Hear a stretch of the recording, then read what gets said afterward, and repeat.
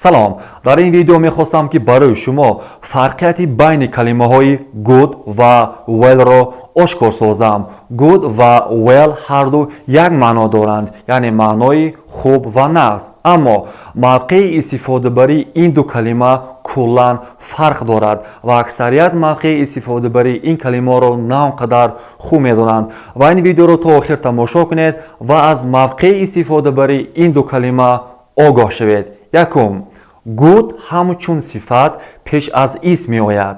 مثال a good work یعنی یک کاری خوب.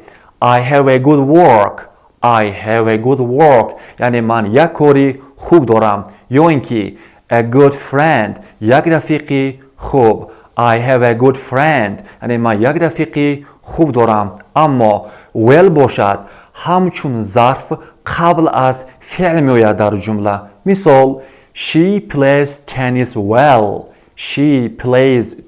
well یعنی وی خوب تنیس بازی می کند. یا اینکه she speaks well یعنی وی خوب گام می زند. این بود فرقیت بین کلمه های good و well و در کامنتاریا این کلمه ها رو استفاده برده مثال نویسید.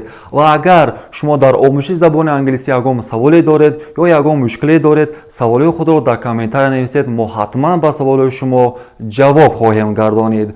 و اگر این ویدیو برای شما پسند آمده باشد و برای شما یگام فایده آورده باشد، با یار رفیقانتان فرستانید و آنها هم زبان دان گردند، چون که میگویند که زبان دانی جهان دانی. و تا درس آینده خود رو احتیاط کنید. Take care. Bye. See you next time.